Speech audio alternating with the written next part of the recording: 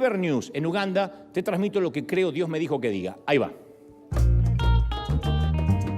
Thank you so much, River, because you supported us with different things whereby there was puzzles, scientific kits, human body, geometry book and sets, of which it has helped our school.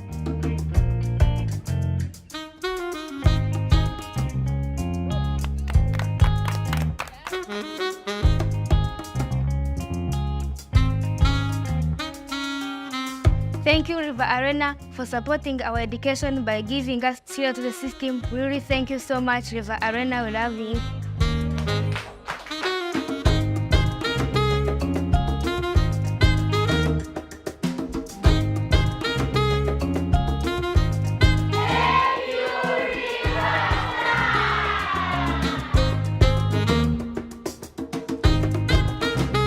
I have seen inside. It was so interesting thing. Thank you, River Church, for doing this. Thank you very much.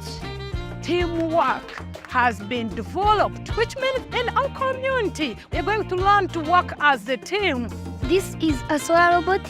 We have opened it and we are going to assemble it.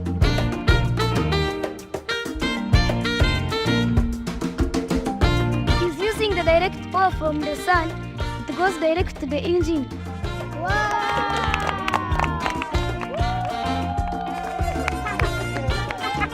This is a science class at River School.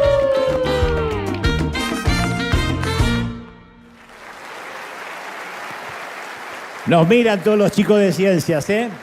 Son nuestros chiquitos, son nuestros hijitos, 260 y tantos chiquitos que dependen de nosotros. Son nuestros hijos, los adoptamos de manera legal. Les damos de comer, ahora 4 veces al día. Antes era 3, ahora son 4 veces al día, con desayuno, almuerzo, merienda, cena. Los alimentamos, los vestimos, los uniformamos y ya estamos inaugurando pronto el high school. O sea que tenemos hasta ahora la escuela primaria, pero al tener el high school lo vamos a retener un poquito más de tiempo. Después nos falta casarlos y después ya los soltamos. ¿Estamos listos para recibir? ¿Sí o no? Muy bien. Yo crecí en una iglesia cristiana evangélica, en una tradición por la que estoy profundamente agradecido. De otro modo yo no estaría aquí. Crecí en la tradición cristiana, pero también vale decir que en esa tradición no se apreciaba mucho la vida intelectual. Cualquier autor, cualquier cita, cualquier enseñanza que estaba fuera de la Biblia, que no era necesariamente antibíblico, simplemente no era escritural. Entonces era necesariamente humanismo o nueva era. Cuando algo no entendíamos decíamos, debe ser nueva era. Nunca entendimos un cuerno que era la nueva era, pero lo que nos sonaba sospechoso decíamos, eso suena a nueva era. Había mujeres que se iban a dar masajes, por ejemplo, y ponían esa musiquita suave con las velas, decían, música de nueva era, reprendo Satanás. No tenían la menor idea de lo que era. Pero lo que era medio esotérico, así pensamos, esto es nueva era y esto viene del diablo. Aun cuando se decían frases, algún predicador un poco audaz que mencionaba alguna cita de la literatura universal que no era de la Biblia, se miraba con sospecha. Yo me acuerdo una vez un predicador que visitó una iglesia local y mencionó en su mensaje a Sigmund Freud. Fue muy conocido el episodio. Mencionó como al pasar, hizo una mención a Sigmund Freud. Y apenas terminó, el pastor local le dijo, ¿por qué menciona gente mundana en mi púlpito? ¿Acaso no le alcanza la Biblia? ¿No le alcanzan los hombres y mujeres que aparecen acá? Y el caballero, el predicador, respondió, yo solo hice una mención a quien fue una de las mentes dominantes del siglo XX, un brillante neurólogo que ganó el galardón Goethe por su influencia sobre la lengua alemana, fue uno de los forjadores de la mente moderna. Y usted me dice que yo lo tengo que descartar, que no lo puedo ni mencionar, porque usted no puede mencionar un solo título de los libros que Freud escribió. Y luego dijo la magnífica frase épica que se hizo viral en ese entonces. Perdóneme, pastor, pero el estar más capacitado intelectualmente no me hace menos espiritual. Que sea intelectual no me hace un carnal. Entonces a veces uno sin querer tendemos a hacer de la ignorancia de la falta de preparación, del desdén, una virtud. Con eso de que Dios usa mulas, pensamos que todos somos mulas y somos el burro de Shrek y Dios nos va a usar. Porque uno dice, bueno, pero que Dios usa cualquier cosa, sí, pero eso no nos da la licencia de hacer de la ignorancia una virtud. Yo siempre suelo hacer énfasis que la neurogénesis, y esto lo hablé en muchas ocasiones porque es un tema recurrente y favorito, la neurogénesis nunca se detiene en el cerebro adulto. El cerebro es el único órgano que nunca deja de crecer. El cuerpo en un momento ya deja de crecer, se terminó el estirón. Así que los que son chaparritos perdieron la esperanza si pasaron los 30 años, ya está. Después uno pega diferentes estirones en la adolescencia, pero todo deja de crecer. Pero el cerebro nunca deja de crecer. El cerebro y las orejas de los varones. No sé por qué las orejas nos van creciendo como cocker. Yo siempre cuento que mi papá parecía Lassie y encima era sordo.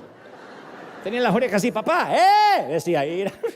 ¿Para qué tanta oreja? Algún día cuando llegue al cielo le voy a preguntar por qué nos crecían las orejas los varones. No tengo la menor idea.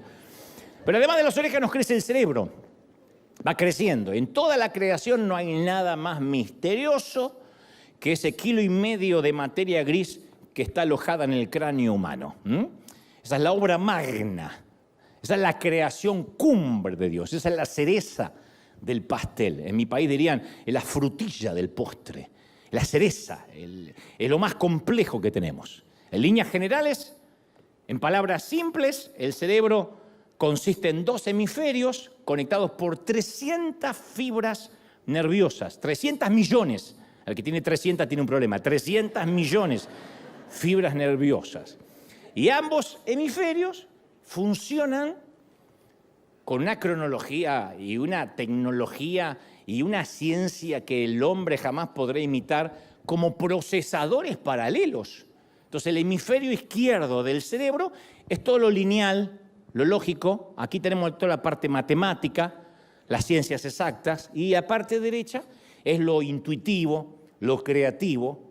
Algunos tienen más desarrollado la parte creativa, generalmente los diseñadores gráficos, los músicos, los que componen canciones, los narradores, tienen más desarrollada la parte derecha. Los que son más lógicos, que generalmente se dedican a la contaduría, a la abogacía, a ciencias más exactas, generalmente tienen más desarrollado el hemisferio izquierdo. Y Dios nos creó con la capacidad de seguir aprendiendo hasta el día que muramos.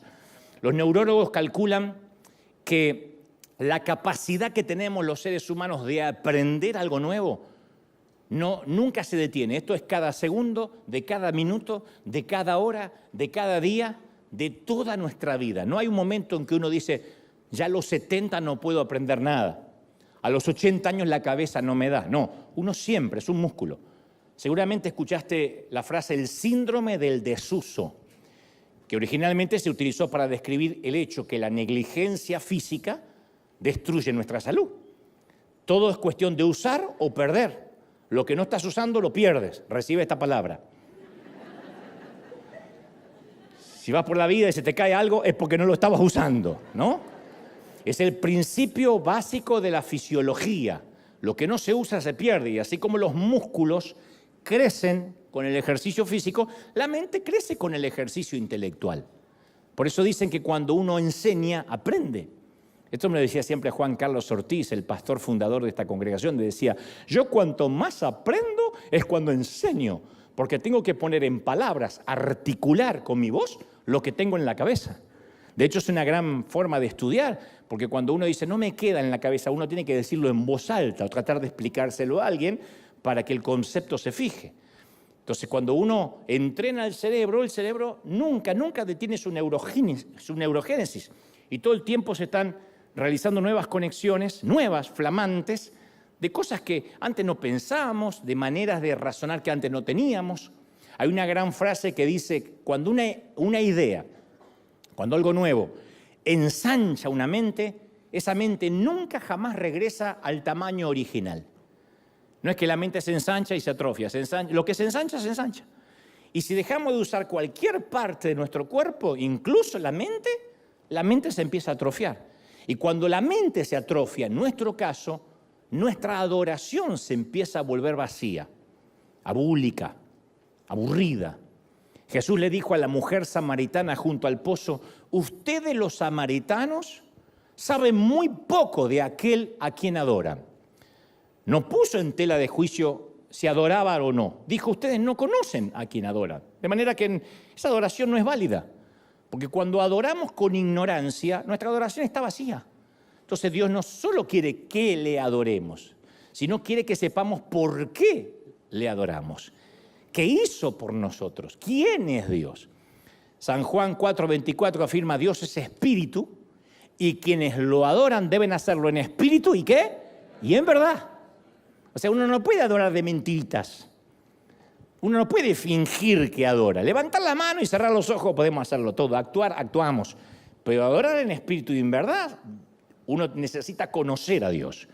Pero siempre tenemos la tendencia a pensar que lo espiritual y lo intelectual son mutuamente excluyentes. O sea, que el alma y la mente son enemigas.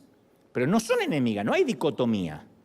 No es que si uno es intelectual deja de ser espiritual y si uno es espiritual necesariamente se hace ignorante. Porque un gran amor siempre nace de un gran conocimiento. Cuando uno conoce a alguien se enamora más o se enamora menos o se da cuenta que no está enamorado. Pero cuando uno se acerca a quien ama, a quien le parece que es atraído, después se enamora más. De otro modo es deslumbramiento. De otro modo es lo que se mal llama amor a primera vista. No, no es amor a primera vista, no existe. Es una atracción. Pero después el amor crece cuando uno va conociendo. Entonces, cuando uno conoce más a Dios, se enamora más. Cuando uno menos lo conoce, menos relación tiene, más cuesta amarlo porque uno no lo conoce. Y a veces hasta tiene una malformación de quién es Dios. Había un texto primario en Israel que se repetía 2 veces al día, que se llamaba la Shema, y que decía, ama al Señor tu Dios con todo tu corazón, con toda tu alma y con todas tus fuerzas. Corazón, alma y fuerzas. Esa era la repetición que tenían los judíos, el pueblo hebreo. Ama con tu corazón, alma y fuerzas. Esa es la esencia de la Torá.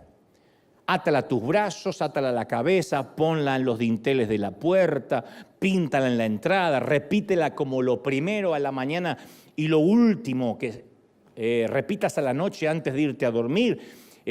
Transfiéreselo, díselo a tus hijos, a tus nietos. Pero alguien un día le pregunta a Jesús, ¿cuál es el más grande mandamiento? Y Jesús citó la Shema que todo israelita devoto conocía. Esto de amar a Dios con corazón, con fuerzas y con alma. Pero se nos escapa el detalle que Jesús le hace una enmienda. Una enmienda es un agregado a una ley. La quinta enmienda, la cuarta enmienda, si sabremos de eso en este país. Una enmienda es algo que se le agrega. Entonces esa enmienda que le hace a Jesús se lee en la versión de Mateo. Dice, ama al Señor tu Dios con todo tu corazón, con todo tu ser, y dice el Señor, y con toda tu mente. Hasta ahí nadie había incluido la mente. O sea, el Señor le añade la palabra mente, es Jesús quien se la añade. Él elevó el amor a Dios de la tercera a la cuarta potencia. Dijo, no dejes la mente. Y la mayor parte de los creyentes creemos o hemos creído que siempre ha habido un conflicto entre la ciencia y la fe. Pero a veces lo único que le decimos a cierta gente intelectual es, usted recíbalo por fe, créalo y no lo cuestione. No, pero yo quiero entender. Usted no tiene que entender nada. Reciba por fe. Ahora, reciba. Y ya está. Que le entre por la fuerza en la palabra como un supositorio. Por donde sea que le entre, pero que le entre.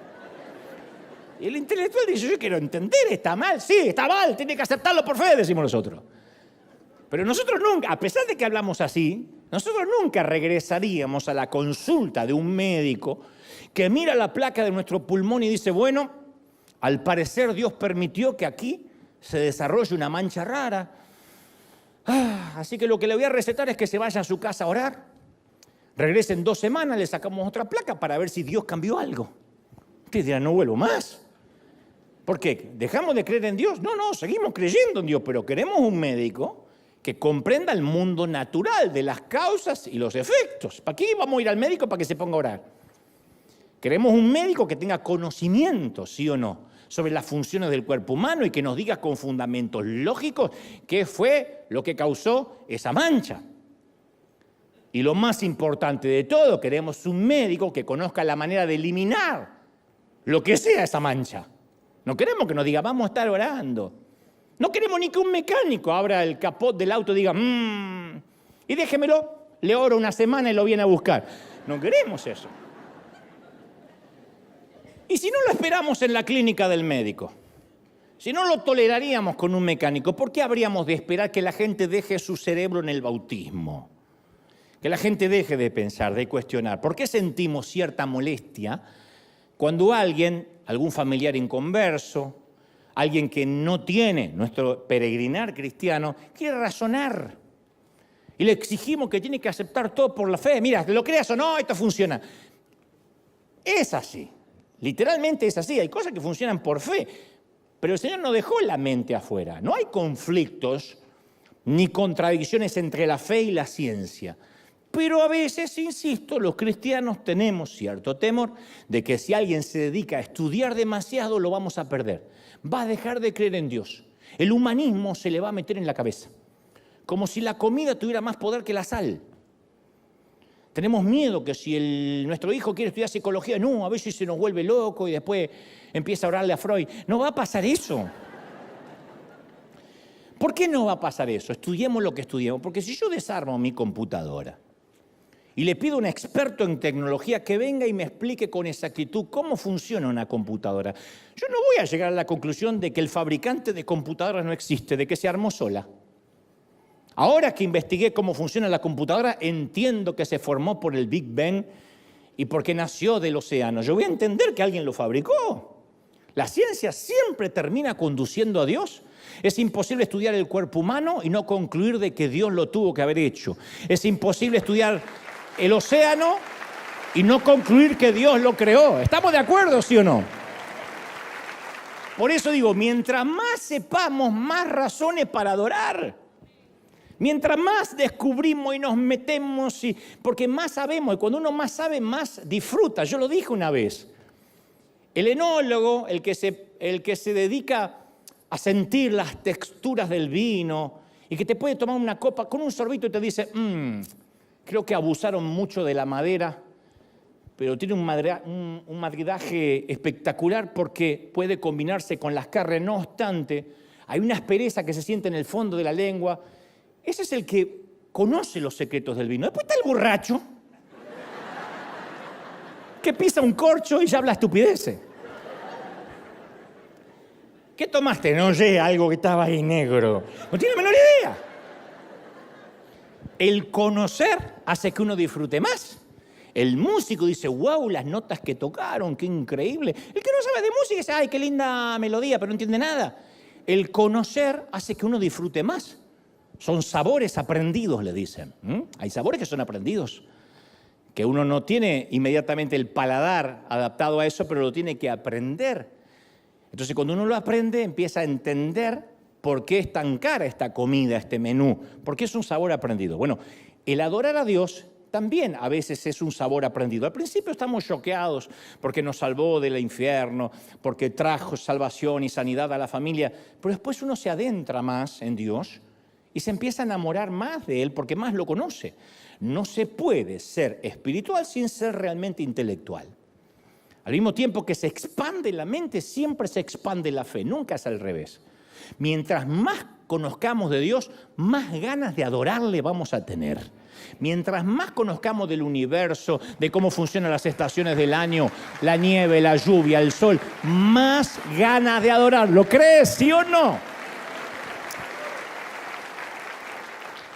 Dicho esto, quiero aclarar lo que significa ensanchar la mente.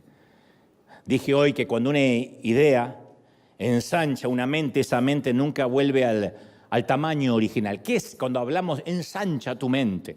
Bueno, hay una palabra que usamos mucho, que es la palabra educación, que yo la conté en alguna ocasión, que deriva de dos raíces en latín que juntas significan sacar hacia afuera. Eso es educación. Educación es sacar hacia afuera.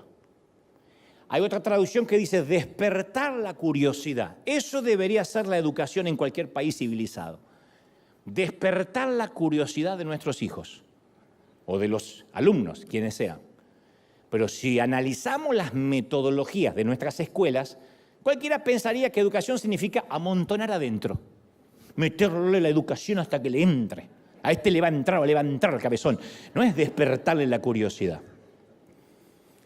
Es desde hace poco que han descubierto los sociólogos de que si tu hijo, en una escala de calificación del 1 al 10, como se hacía en mi tiempo, tiene un 5 en matemáticas, pero siempre se saca de manera orgánica un 10 en castellano, significa de que hay que urgente ponerle un tutor y un profesor para castellano, no para matemática. Voy a decirlo otra vez porque dice, se equivocó. No me equivoqué. Si el chamaco se saca 2, 3, 4, en una escala del 1 al 10, en matemática, en todas las materias, pero en castellano se saca un 10, hay que identificar lo que orgánicamente él fluye y en eso hay que entrenarlo. Este chico tiene una inclinación al castellano. ¿Para qué lo vamos a hacer? Con un profesor que le enseña matemática, a lo sumo va a ser un matemático mediocre a la fuerza. Pero eso no pasaba. ¿Quién nos identificaba lo que queríamos ser cuando éramos chicos? ¿Quién decía, a este le gusta ser arquitecto? Tu abuela. ¿Vas a estudiar lo que tenga una salida laboral? Entonces, es ahora que empezaron a identificar cuál es el ADN de cada quien. ¿Cuál es la inclinación? El creativo necesita un tutor creativo, no que le metan lo que no le sale. Pero siempre uno dice, ya que no anda mal en matemática, le voy a poner un profesor de matemática. Bueno, en términos generales, para que pase la materia, para que no lo echen del colegio, sirve. Pero no es la solución al problema. Los programas académicos giran alrededor de meter conocimiento a la fuerza y no por despertar la curiosidad natural de cada quien, de qué viaja en tu ADN, qué viaja en tus genes, qué es lo natural. Algunas cosas son heredadas, otras cosas tienen que ver con el entorno de la casa. Y en el sistema educativo de nuestros días pensamos en la enseñanza como transferencia de información. Y los maestros se paran vertiendo información en el educando y lo evalúa solo por una cosa. ¿Cuál? ¿Puede repetir como cotorra lo que acabo de enseñar? Y así estudiamos, hasta el abecedario, las preposiciones, ante, bajo, cabe, con, contra, de, dentro, calla, hasta, para, por, según, sin, sobre, tras. No sabía un cuerno para qué servía eso, pero lo repetíamos. Entonces la pregunta número 1 de cualquier clase es, profesor, ¿esto que está enseñando lo va a tomar en el examen? ¿Y la respuesta qué es? No, no lo voy a tomar. ¿Para qué lo vamos a aprender si no lo va a tomar? Yo conté una vez que en la escuela primaria, perdonen que sea repetitivo con estas cosas, pero marcan mucho, el ejemplo viene a cuento. En la escuela primaria, lo primero que nos hacían dibujar era una casa. Dibujen una casa. Y yo dibujé mi casa. Mi casa era una casa obrera cuadrada. Dibujé mi casa, las 2 ventanas, la reja que tenía, y la maestra se acerca y dice, no, hijo, así no es una casa.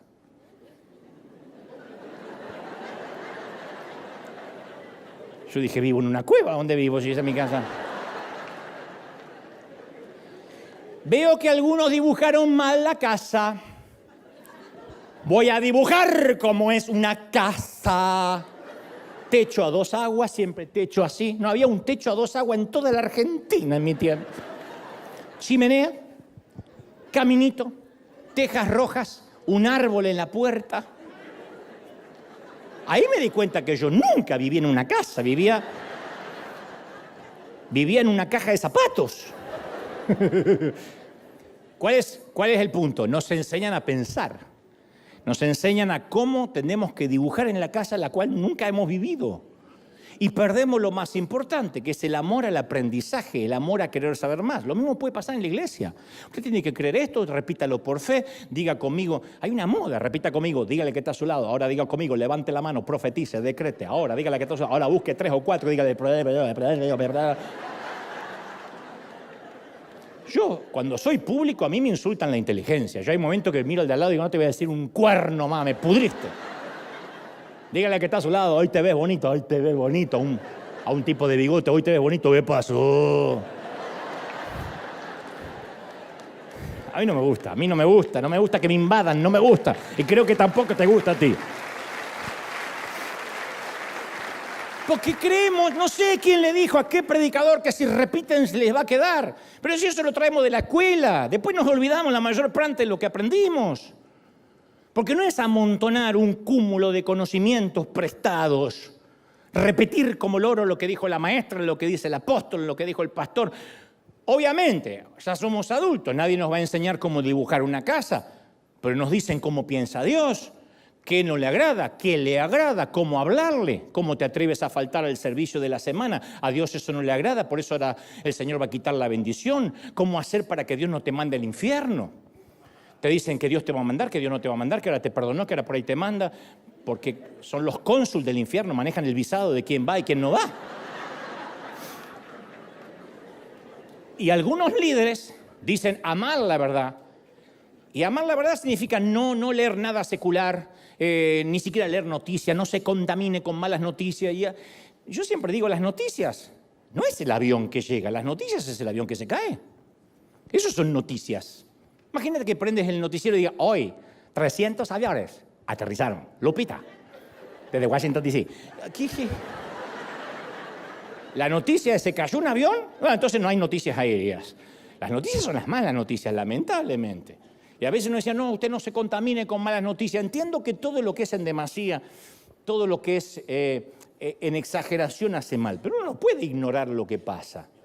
Porque ahí es cuando uno se hace ignorante, sabio en su propia opinión. A mí me han querido llevar a la hoguera muchas veces porque menciono a Gabriel García Márquez, a Pablo Neruda. Hace poco alguien me dijo, ¿cómo mencionas en tu conferencia, en la que hago por el mundo, a Mario Benedetti, que era un socialista? ¿O cómo te atreves a escuchar a cantantes que no son cristianos? Ignorando a grandes poetas, a compositores increíbles, porque no es que menciona a Bad Bunny. Mueve tu güey. No es. O sea, poetas. ¿Cómo menciona gente mundana? Como si los autores bíblicos hubiesen sido inmaculados. Y esto data desde hace siglos. Tertuliano era el padre de la teología latina y él se preguntaba, ¿qué tiene que ver Jerusalén con Atenas? Haciendo énfasis que lo teológico, tipificado, representado en Jerusalén, no debía mezclarse nunca con la filosofía intelectual de Grecia, que tipificaba a Sócrates, representaba a Platón, Aristóteles, ¿no? Entonces él decía, ¿qué tiene que ver Jerusalén con Grecia? Pero otros razonaron que si Dios pudo hablar a través de la burra de Balaam, no había límites para Dios, que la sabiduría podría fluir de donde y de quien sea. Y ellos entonces no leían solo la Biblia, sino que también leían escritos griegos, romanos, y buscaban la sabiduría en donde podían hallarla, porque decían, toda verdad es verdad de Dios. Amar a Dios con toda la mente significa recuperar el sentido común y perderle el miedo a ensanchar la mente. Uno puede sentir que Dios le habla, me van a liquidar por esto, lo sé, pero a veces Dios te puede hablar por una película.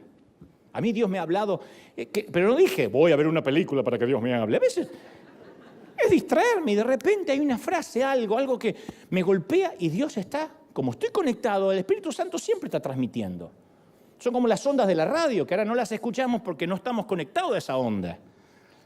Pero si nos conectamos a la frecuencia, la radio siempre sigue transmitiendo, Internet sigue siempre transmitiendo, generando información. Cuando uno se conecta, no es que recién ahí Internet se conectó, nosotros nos conectamos. Y si uno está conectado todo el día, Dios te puede hablar a través de cualquier canción, a través de lo que sea. No es que necesariamente Dios está estereotipado a hablar a través del pastor, a través de un cántico nuevo, a través de una adoración. Sí, Dios habla a través de todo eso, pero no habla solo a través de eso. ¿Quién puede limitar a Dios? Dios habla a través de quien quiera, a través de un inconverso Dios te puede dar un mensaje. Y darte una lección que el inconverso ni sabe que te está predicando y te dice algo que, ¡ay! Y es el Espíritu Santo usándolo. De verdad, y no es una mula. Entonces, amar a Dios con toda la mente quiere decir que no tenemos que ponernos nerviosos con respecto a dónde va a conducirme este libro, si es que realmente yo estoy buscando sinceramente la verdad. Pero a veces tenemos miedo que el saber más va a atentar con nuestra fe. Es al revés. Alguna vez me tocó leer Religiones Comparadas, porque yo ilustraba ese libro, y ahí me enteré cómo piensa un católico.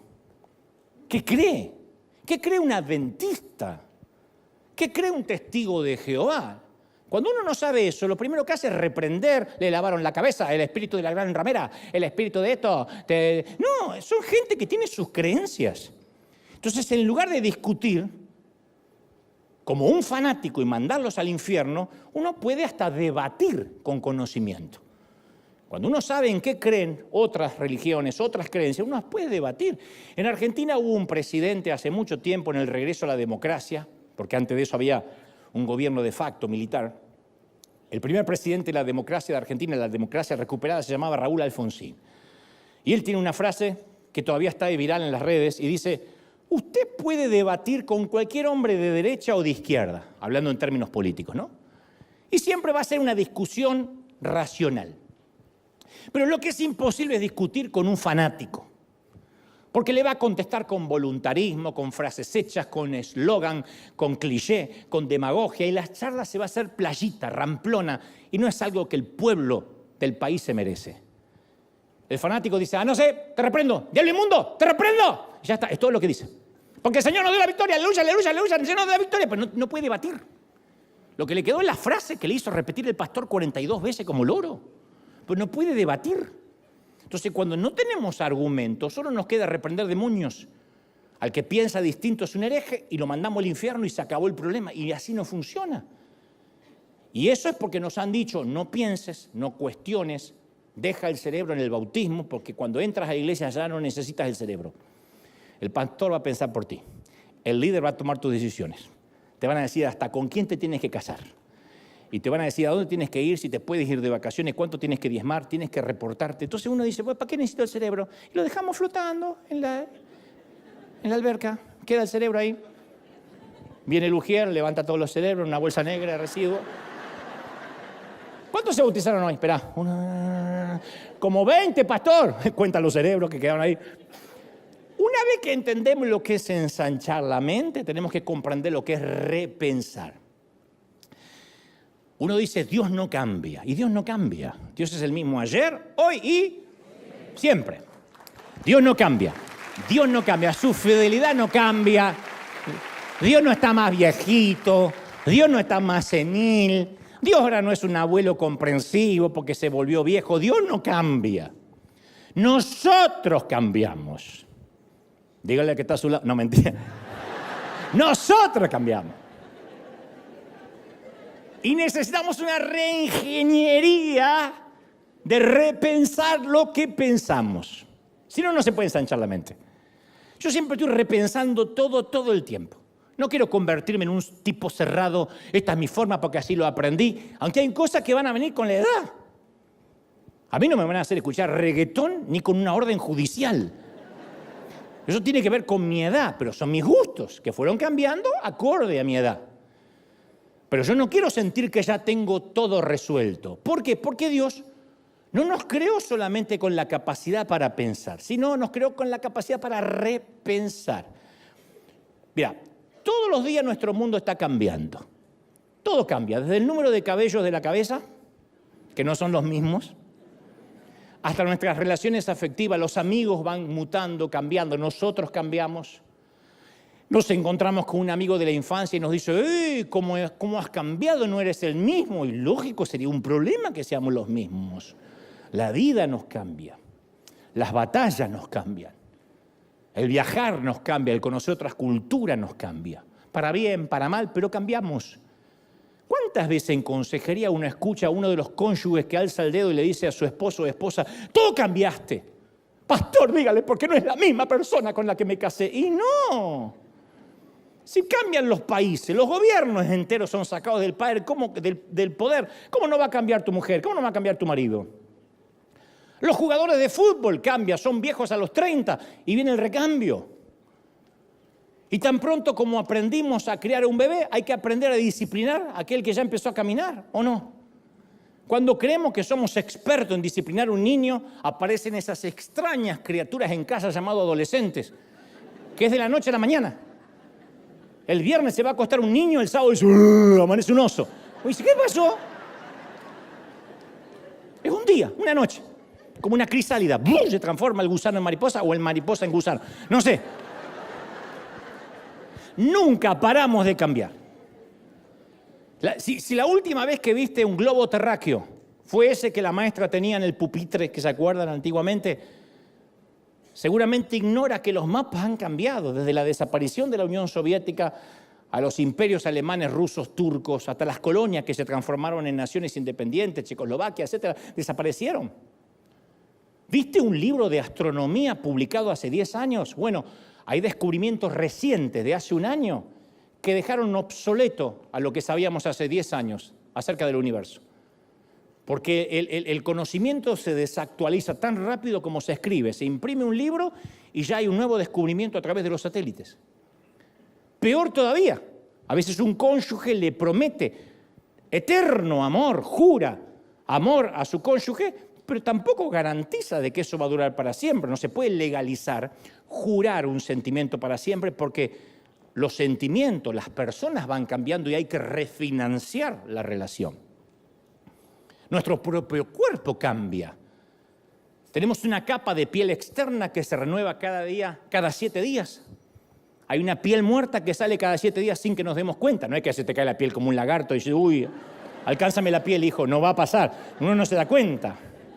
Cada célula de nuestro cuerpo se renueva cada 7 años.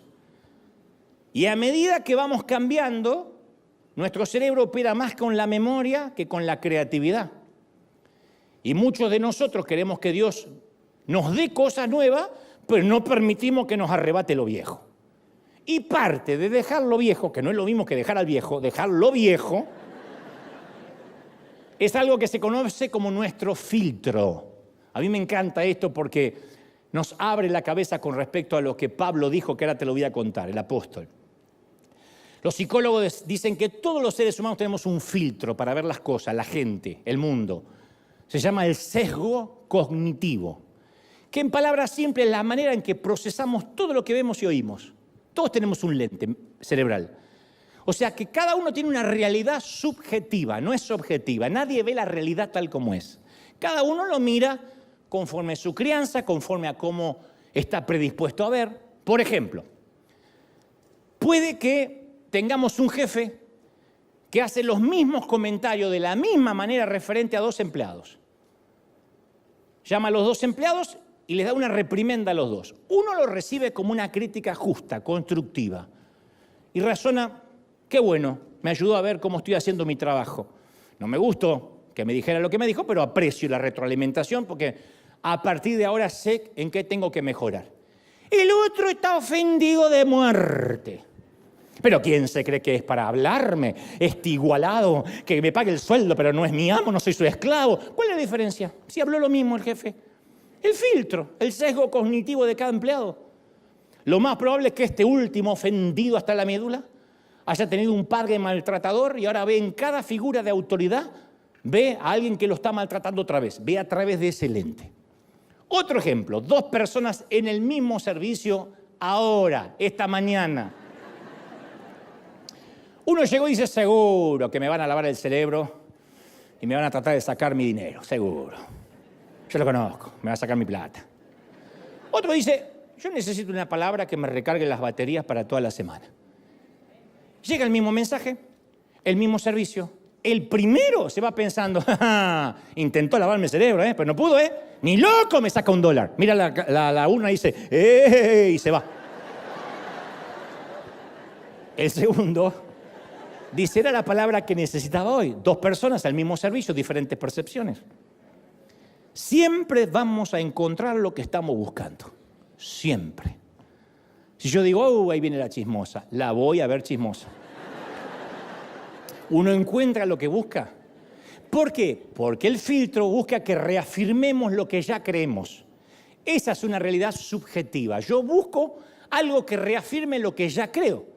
Por eso los legalistas se juntan con legalistas, los condenadores con los condenadores, los libertinos con los libertinos, porque buscan gente que piense como ellos, no toleran a alguien que piense distinto. Buscan gente que se mida a su filtro. Lo que difiere no son los hechos, ese es el filtro de cada bien. Ese sesgo cognitivo afecta nuestra relación con Dios, porque por lo general nuestra relación con Dios tiene que ver con nuestra relación que hayamos tenido con nuestro Padre terrenal Peor si no tuvimos padre terrenal o tuvimos un padre ausente. Si tuvimos un padre ausente o un padre abusivo, es probable que pensemos en Dios también como un Dios abusivo, distante, desinteresado. Es el mismo Dios, diferente filtro. Uno siente que Dios siempre lo está castigando y uno siente que Dios siempre lo está bendiciendo. Es el mismo Dios. Por eso es importante pensar acerca de cómo pensamos, de cómo filtramos. Porque nuestra mentalidad interior diseña todo nuestro mundo exterior. Como está nuestro corazón, tal es su pensamiento, tal es Él. De la abundancia del corazón habla la boca. Como somos, vemos el mundo. Es como aquel abuelo que una vez conté que mientras dormía, el nieto le unta queso en los bigotes. Y cuando se despierta dice, esta habitación apesta. Sale a la casa y dice, toda la casa apesta. Sale afuera y dice, ¿qué digo la casa? El mundo apesta. Es su bigote. Y los cristianos solemos compartir un filtro en común, todos. Se llama tradición. A mí no me lo enseñaron así. Pero razona, ¿qué está mal? No, es que a mí no me lo enseñaron así. Sí, pero ¿en qué está mal? Es que a mí no me lo enseñaron así. Donde yo vengo se hacía así. Eso es una tradición. Punto. Y a veces, como le sucede a un disco duro, cuando le entra un virus, nuestra mente tiene archivos que están infectados por la manera de pensar de nuestros padres, por la manera de pensar del pastor, nos va infectando sus inseguridades, como admiramos, queremos o tenemos una persona como nuestra influencia, se nos van pegando esos sesgos, esos filtros. La gente que condena en las redes sociales no nace condenando. Posiblemente se congreguen en una iglesia donde escuchen condenación tras el púlpito. Entonces salen a la vida a condenar. Y a los que son diferentes o dicen algo distinto se los manda al infierno porque eso les hace ver de que hacen algo contra el mundo que está apestando. Pero lo que apesta es el bigote de ellos. Y si uno no desinstala esas tradiciones, va a socavar todo lo que hagamos. Todo. Dios quiere prosperarte y uno no puede prosperar porque tenemos el sesgo cognitivo de que hay que guardar para cuando no haya. Porque yo vengo de la pobreza. Todos, la mayoría venimos de la pobreza. Pero una cosa es ser pobre y otra tener mentalidad de pobre el resto de la vida. ¿Cuánta gente miserable y pobre tiene fortunas en el banco? La miserabilidad no es recíproca con la cantidad de dinero, es una forma de ver la vida. ¿Cuánta gente sienta que nada le alcanza y tienen más de lo que van a poder gastar en la vida? Pero tienen un sesgo cognitivo de que tienen miedo de que no alcance, lo heredan de alguna parte. Entonces, la mitad del aprendizaje consiste en aprender, lógico. La otra mitad consiste en desaprender. Y por desdicha, desaprender es el doble de difícil de aprender. Yo no te cambio un público lleno de ateos por un público de pastores, por un público de teólogos. Porque el ateo es fácil, porque dice, a ver, sorpréndame. Y uno le puede predicar. El que ya cree que sabe, ¡oh! Los analfabetos del siglo XXI no son aquellos que no pueden leer y escribir, son aquellos que no pueden desaprender y aprender. ¿Vieron nuestros padres? Alguien debe tener un papá, una mamá, un abuelo que dice, ay, no, yo no entiendo el control remoto, no te prendeme la tele porque yo no entiendo. No entiendo estas cosas raras, prendeme. Pero mamá, te explico, no entiendo tantos botones, me pone nerviosa. No está, es una analfabeta tecnológica, no está dispuesta. No me anda el celular, no me anda, lo tienes que cargar, mamá. Ay, encima hay que mantenerlo. Y sí. No se olvida darle comida al perro y se olvida de cargar el celular.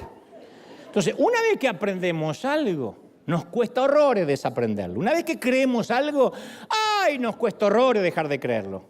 Porque la misma estructura mental que nos hace enseñables nos da el mismo potencial para hacernos no enseñables.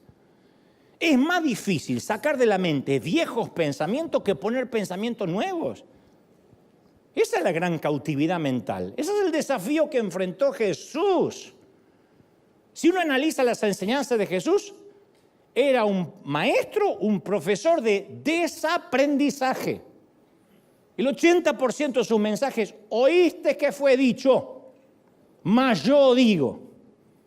Él estaba desinstalando conceptos viejos, poniendo verdades nuevas. Ustedes han oído que se dijo, ojo por ojo, diente por diente. ¿Qué decía la gente así?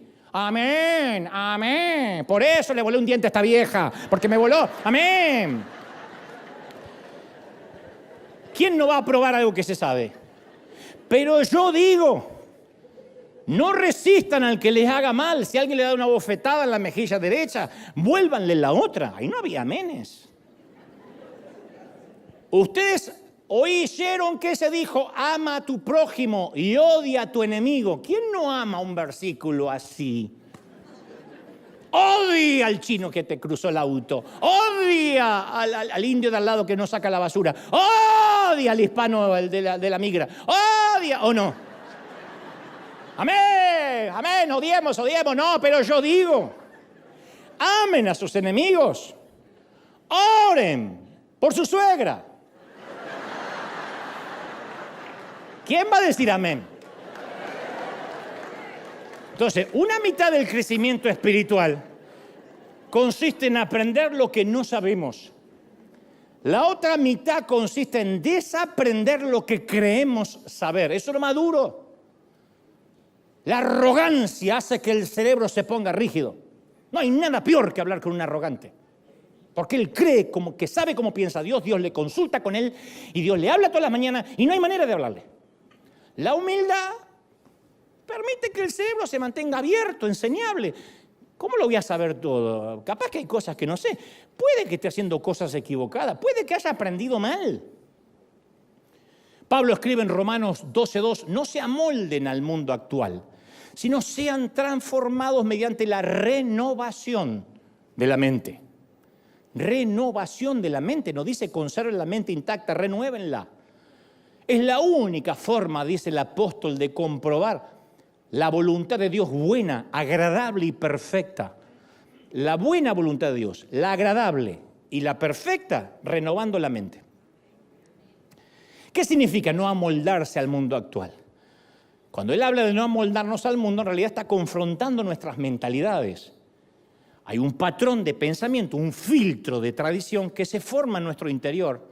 Y Pablo nos dice que cuando nuestra mente es renovada, es entonces cuando recién podemos conocer la voluntad de Dios. Si no, no la vamos a conocer. Vamos a pensar que la voluntad de Dios es condenar gente. Porque la gente que ataca, la gente que denigra, la gente que chismea, cree que lo hace para Dios. Como en el tiempo de las cruzadas, cuando salían a matar cristianos. Ellos lo hacían pensando que lo hacían para Dios. El Ku Klux Klan eliminaba a la gente de color pensando que era justicia divina. Entonces la gente que piensa que hace las cosas para Dios es porque no conoce cómo piensa Dios. Porque nunca renovó la mente. Entonces no puede saber cuál es la buena voluntad agradable y perfecta. Entonces este es el punto central. ¿Por qué no decimos lo que no sabemos con la misma facilidad que explicamos lo que sí sabemos? ¿Por qué los pastores creemos que siempre tenemos que tener la respuesta a todo lo que sucede? Yo creo que cuando decimos tener todas las respuestas, lo único que dejamos al descubierto son nuestras inseguridades. Porque la persona arrogante e insegura cree saber todo.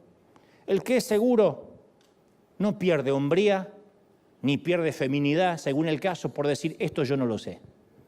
La verdad, desasname, no entiendo. Pero tenemos tanto miedo a perder nuestro rinconcito de la verdad que nos aferramos a nuestras doctrinas y las defendemos y atacamos al que piensa diferente. ¿Qué sucederíamos? Yo siempre me pregunto si tuviésemos la valentía intelectual y espiritual de admitir nuestra ignorancia en muchas cosas. Pienso que una humilde confesión de, mira, no lo sé todo, garantiza más conversiones que nuestra mente cerrada. ¿Es así o no? No admiramos a alguien que dice, yo esto, la verdad que yo no sé. Había veces me preguntan, no lo escucho hablar del Apocalipsis porque no tengo tanta base para ponerme a hablar de la cuarta bestia, la novena, el noveno cuerno, la tercera suegra. No tengo. Posiblemente me metan en un lío. Esa ignorancia todos somos ignorantes en algo. O todo el mundo acá conoce arquitectura, o todo el mundo acá es astrónomo, o todo el mundo acá es médico. Todos somos ignorantes en muchas disciplinas, ¿o no? Bueno, vinieron todos los de Harvard hoy, pero al otro servicio vienen los ignorantes. Capaz que tengo más amenes. tenemos que admitir que no tenemos toda la respuesta. No sabemos por qué la gente piadosa también murió de COVID. ¿Por qué hay niños que tienen leucemia? Pero sí conocemos a aquel que conoce todas las respuestas y sabe por qué, aunque nosotros no lo sepamos. ¿Sí o no? Eso es lo que tenemos que hacer. Decirle, qué sé yo, habla con Dios. Si no te lo explicará acá, te lo explicará en el cielo. Pero durante años hemos tratado de ofrecer lo que nunca debimos ofrecer. Y durante mucho tiempo ofrecimos todas las respuestas. Venga que Cristo lo va a sanar. Y no hay que decir, te puede sanar, te puede no sanar. Venga que Cristo te va a prosperar. Cristo salva, sana, liberta y prospera. Nosotros teníamos un cartelito de eso. Mi papá se entregó al Señor allá en el año 1975 y permitió que en el garage de su casa colocaran un cartel que decía: Cristo salva, sana y liberta todos los días menos los lunes. Porque no había servicio ese día. Entonces, Cristo salva, sana y liberta todos los días menos los lunes. Los lunes te morías porque Cristo no te libertaba. ¿Qué es querer tener todas las respuestas? Bueno, si está enfermo es porque algo habrá hecho, algún pecado oculto. Por eso le vino esa enfermedad. Si no te sanaste, es porque te faltó fe. Encima que uno está sufriendo, te viene a tirar esa carga. Te faltó fe. Si te va mal, es porque dejaste de congregarte y saliste de la cobertura apostólica. Si no prospera, es porque hay una maldición que está sobre ti. Y luego un chinito se come un murciélago. Antes que haga la digestión, pone a todo el mundo a temblar de miedo con un virus que se propaga. Y quienes alegaban tener todas las respuestas tuvieron que encerrarse en la cocina de su casa porque esto era muy contagioso. No juzgo, obviamente, la prudencia ni las medidas sanitarias. Estuvo bien. Nadie les pidió que salgan a sanar gente. Lo decepcionante para todos fue cuando la gente notó que los pastores no teníamos todas las respuestas. Que ahora también había muchas preguntas y mucho miedo. ¿Por qué Dios permitió la pandemia? ¿Por qué permite la guerra? Ni idea, yo qué sé.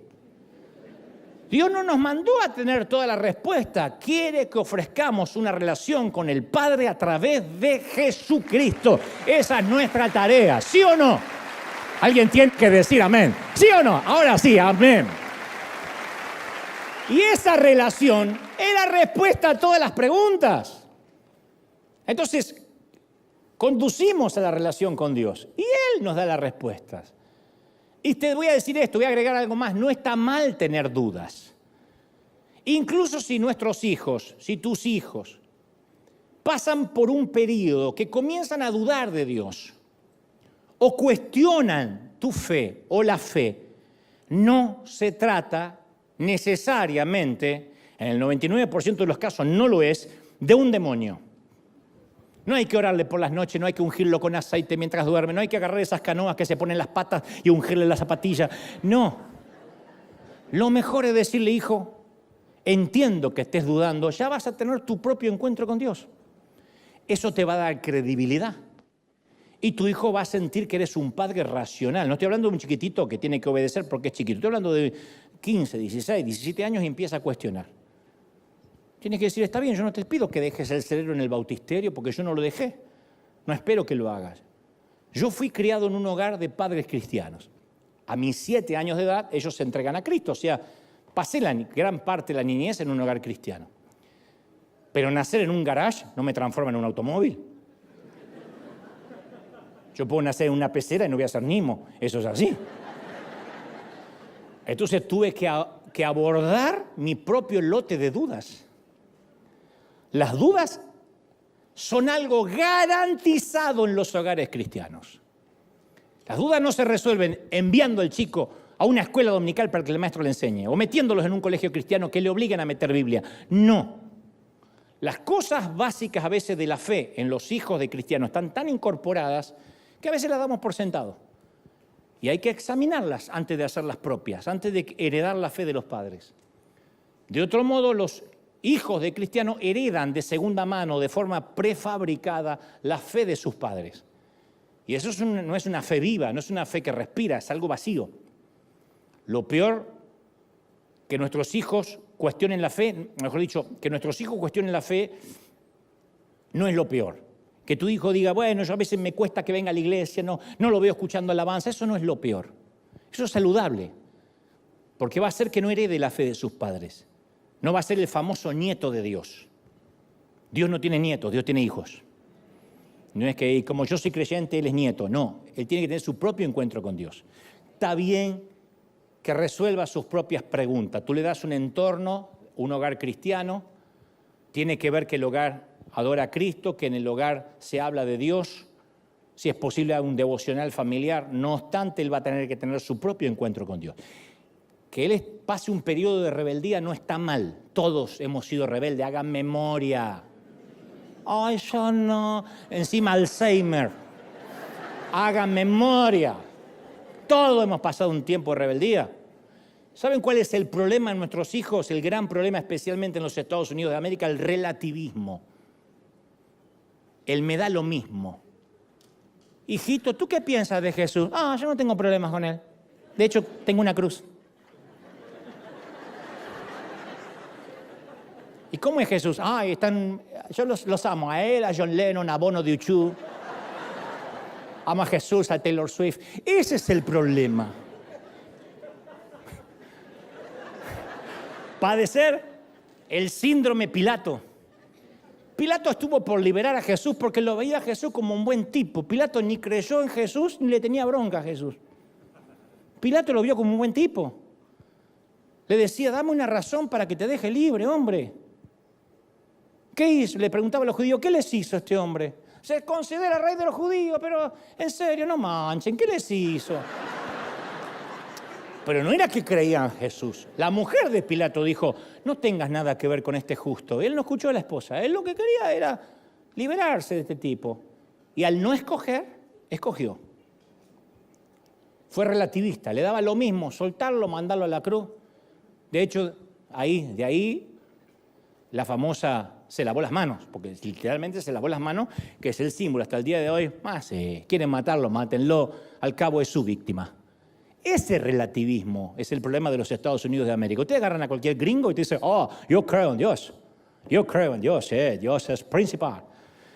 ¿Cuándo fue la última vez que fuiste a la iglesia? No recuerdo, pero yo creo en Dios y también Superman. Él no tiene la menor idea. Ese es el problema. Y nuestros hijos pueden contagiarse de eso y estar muy cerca de la cruz y lejos de Cristo. Por eso insisto, está bueno que en cierta etapa de sus vidas nuestros hijos comiencen a dudar de su fe.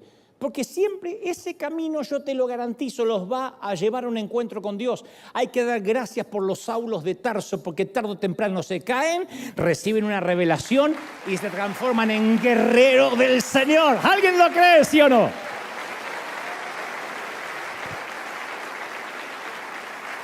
Incluso a los propios seguidores de Jesús le costaba trabajo de creer. Y habían visto milagros, lo habían visto caminar sobre las aguas, resucitar muertos.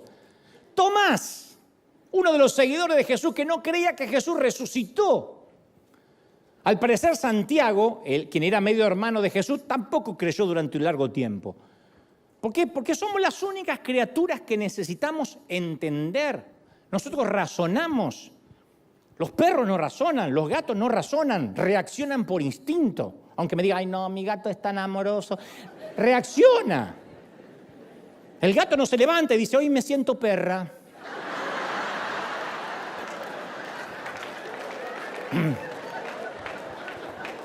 O el perro te mira, ojo, ¿cómo me llamas? Que hoy me autopercibo perre. Tampoco. Reaccionan. Nosotros somos que razonamos. Así que si estás razonando y a veces tienes dudas, ¿estás bien acompañado? ¿Dónde está el niño que perdí? ¿Por qué Dios quiso llenar una cuna para luego permitir vaciarla? ¿Cuál es el significado de mi vida? ¿Qué hubiese pasado si hubiese tomado otro camino? Sufrimos a veces esa especie de vértigo espiritual que la llamamos duda y pensamos que encima que nos pasa lo que nos pasa, Dios nos debe odiar porque dudamos. Y a veces toda la estructura sobre la cual formamos nuestra vida, sea un matrimonio, una casa, unos hijos, una carrera, se desploma. Y toda creencia que teníamos se ve amenazada con un diagnóstico de metástasis. Y decimos, ¿por qué, Señor? ¿Por qué? E inevitablemente, ¿qué pasa? Dudamos. La duda no es lo opuesto a la fe, es la oportunidad de tener fe.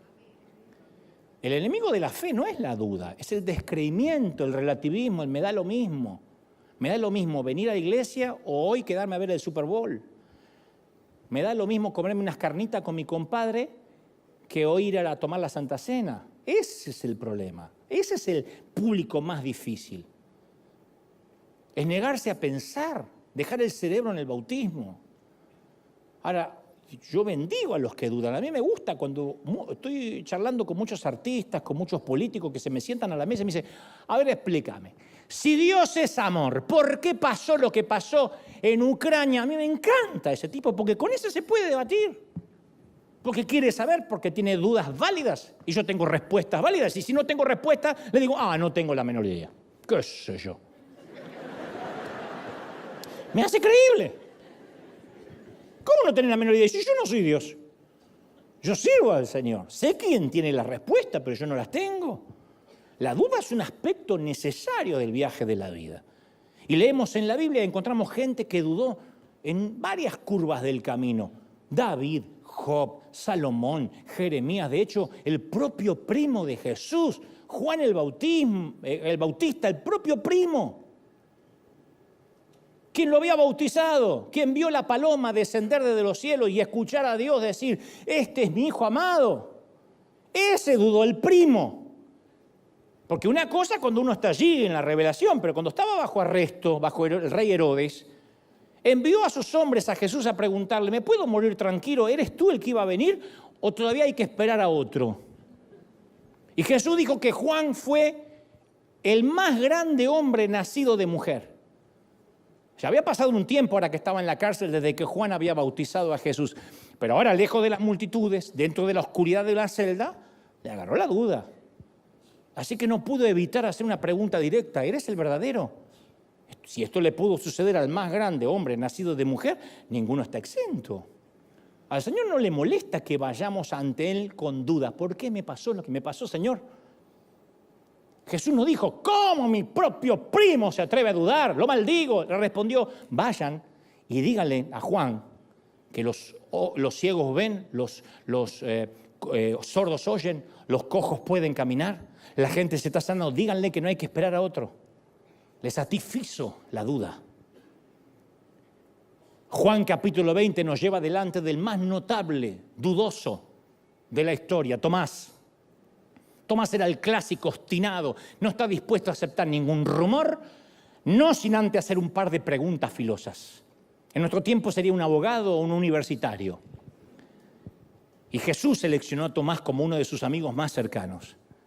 Tal vez necesitaba un discípulo así, con mente difícil entre sus filas. Todas las organizaciones necesitamos a alguien así, que piense, no que digan, sí, pastor, sí, pastor, sí, pastor, sí, pastor, tírese un pozo, sí, pastor. A veces necesitamos pensar. No hay que rodearse de gente que diga siempre sí. Y hay una referencia a Tomás que lo pinta de cuerpo entero. Aquella tarde inolvidable en el aposento alto, Jesús le dice, está Jesús predicando en el aposento alto y dice, ustedes saben a dónde voy y saben bien qué va a suceder. Y todos, por esa ignorancia pluralista que todos tenemos, cuando nadie entiende un cuerno, pues nadie quiere ser el primer burro en preguntar. Jesús, eso se llama ignorancia pluralista. Pasaba en el colegio, sigue pasando, ¿no? Habla el ministro de Economía. No entendimos un cuerno, pero uno no quiere preguntar. Entonces Jesús dijo, ustedes saben dónde voy. Ustedes saben. Y todos, amén, amén. Tomás. Maestro. Maestro. ¿Sí? ¿Qué pasa, Godínez? ¿Qué pasa, Tomás? No tenemos idea dónde vas. ¿Cómo vamos a saber dónde vas? Y todos agradecen porque alguien se te vio a repreguntar. O sea, Tomás no acepta la sutilidad de las indirectas. Él es amante del lenguaje directo, las palabras claras. Tomás es como muchos de ustedes, le gusta lo pragmático, no da nada por sentado. Tomás iba a todos lados donde iban los 12. Uno puede tener fe, ver milagros y aún así tener preguntas. Y en Juan 20:25 Tomás dice, después que Jesús le dicen que resucitó, miren, no se enojen, pero si yo no veo sus manos y la señal de los clavos y meto mi mano en el lugar de los clavos y meto mi mano en el costado, yo no voy a creer. Tomás respondió con el credo de los escépticos. Voy a creer, perdónenme, voy a creer cuando yo lo sienta. Yo tengo que hacer mi propia evaluación si no les molesta, muchachos. Y nosotros estamos dispuestos enseguida a condenar a Tomás porque insistió en validar las noticias. Nunca dijo esto es imposible, nunca descartó los milagros, nunca dijo fue un timador.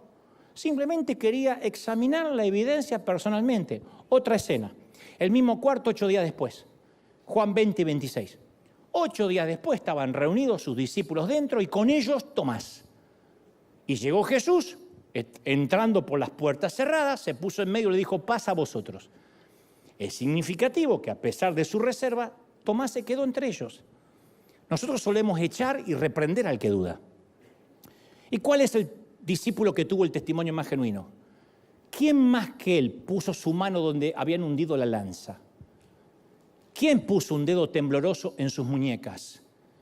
¿Quién más llevó por el resto de sus días la memoria táctil de un cuerpo resucitado? Únicamente el que dudó.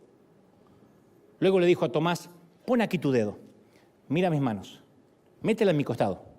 No seas incrédulo, sino creyente. Y luego le dice a todos en Lucas 24:38, ¿por qué están turbados? Y vienen estos pensamientos a su corazón. Miren mis manos y mis pies, palpad y ved, porque un espíritu no tiene ni carne ni hueso, pero yo tengo. Y diciendo esto mostró las manos y los pies. Ah, dudaban todo. Lo que pasa es que el único sonso que lo dijo fue Tomás. Todos. Le dijo, palpad y ved. O sea, palparon todos. La duda reprimida es tóxica, es nociva. La duda reprimida es como esa carta del IRS que no queremos abrir. Ni sabemos lo que hay. Si nos están dando plata o nos están diciendo que nos van a llevar presos. No queremos abrirlo. Pero un día el peso emocional excede lo que pueda contener el sobre. Y eso produce intereses que van a llevar tu fe a la bancarrota espiritual. Las preguntas honestas merecen declaraciones poderosas. La Biblia dice que entonces Tomás dijo, ¡ay, Señor! ¡Ay, Señor! Y Dios mío, dijo Tomás. Yo no puedo leer este pasaje sin sentir que se me estremece el corazón, porque uno de los momentos más cruciales de todas las Escrituras es cuando Tomás dice, ¡ay, Señor y Dios mío! Siempre el testimonio más poderoso es del testigo más hostil, más escéptico. Y este escéptico que parecía hostil reemplaza su pregunta con una adoración. ¡Ay, Señor! Dios mío. Eso pasa cuando tocamos. Cuando el Señor, enséñame, dime, ¿por qué me toca esta temporada en el hospital? Enséñame por qué tuve que pasar por el cementerio. ¿Por qué no lo sanaste? Dime por qué fui a la quiebra. No tengas temor de preguntar. Porque yo te aseguro que después de conocer por qué, vas a decir, ¡ay, Señor, Dios mío! Eras tú detrás de todo esto, teniendo el control. Es lo que le pasa a Tomás. Yo cuanto más maduro, más me doy cuenta de mi propia ignorancia, de verdad. Todo lo que tengo que hacer es encender el Discovery, leer un libro de ciencia, hojearlo, porque no entiendo casi nada. Escucho a expertos en cibernética o simplemente entro a una biblioteca, a una librería y me doy cuenta, ¡uy!, todo lo que no leí. Entonces suelo decirle, Señor, tú conoces mi capacidad limitada, el disco duro que me diste que es limitado. Ayúdame a entender que no voy a tener nunca todas las respuestas. No me alcanza la vida para leer todo lo que quisiera leer. Pero sí podemos decirle, Señor, abre mi mente. Dudo, pero quiero que satisfaga mis dudas. No hay territorio más crítico que nuestra mente, porque cuál es su pensamiento, tal es su corazón, dice Proverbios 23:7. ¿Lo creemos, sí o no?